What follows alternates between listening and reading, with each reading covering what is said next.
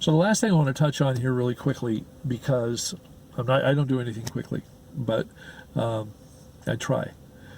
That in talking about the nomad life and the life I'm trying to live, and many others are trying to live, and I guess these videos are trying to be some kind of a bridge between people who are looking at alternative stuff. I've heard of the slab, heard of people going and visiting, and I'm trying to sort of be a bridge to give at least my opinion and impression about things that people can take and utilize or not, or they can just, not watch or just forget what I say, which is cool.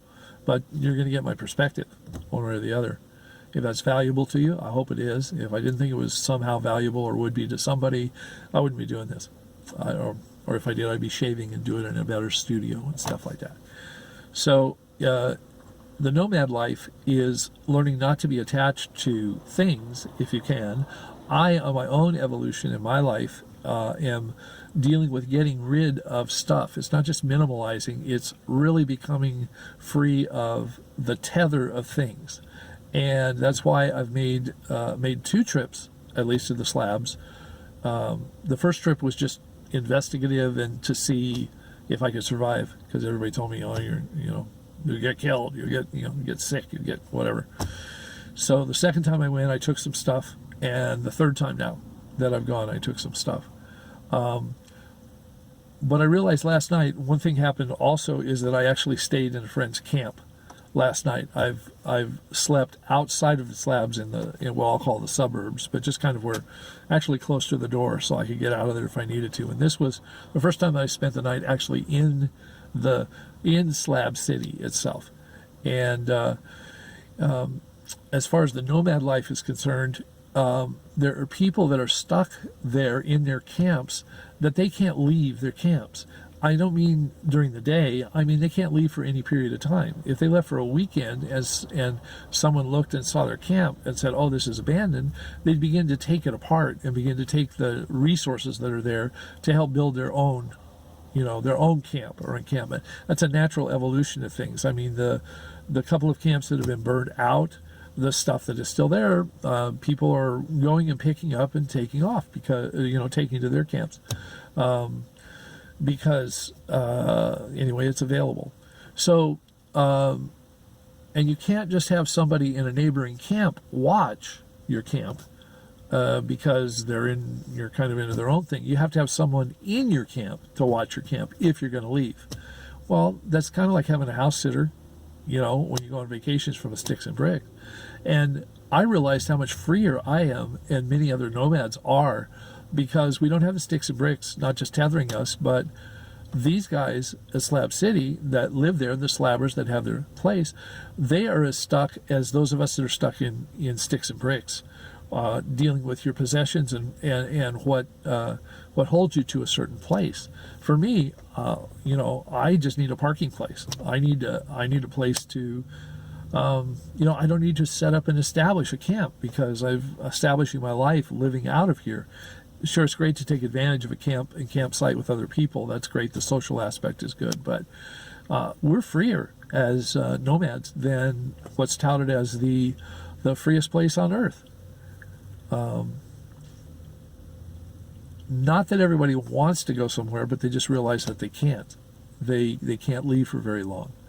And so I like the aspect of being a nomad in that I'm freer.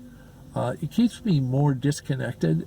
Those people have a community and they're connected in, even more so there than in, say, Las Vegas, or even the small community that my cousin's house is in, where I know a few people. There's much more sense of community, watching out for each other, watching out for each other, and watching out for the wrong kind of people too, than there are in sticks and bricks.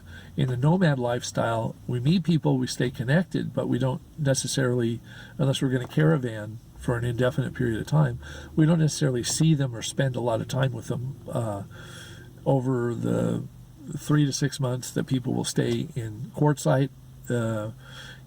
People will come and go, they'll camp together, some will go here. It's I don't want to say transient, but you're just not with the person, so you keep connection in other ways.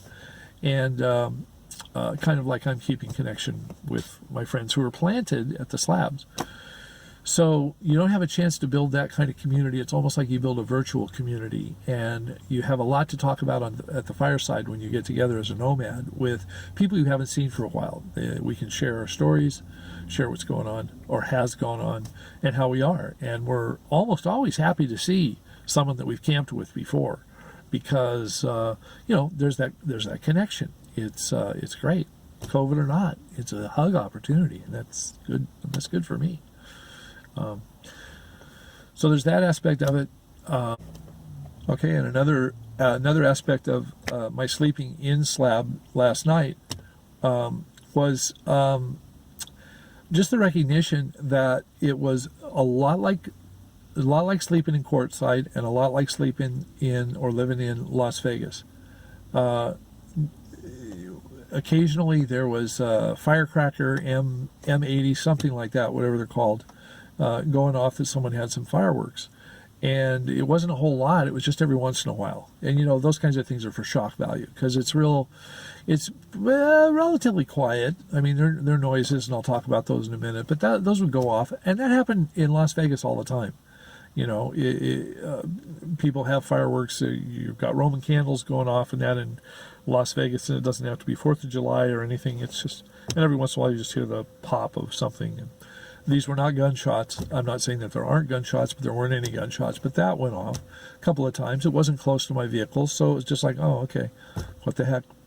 At Quartzsite, you can hear the road noise of the highway close by.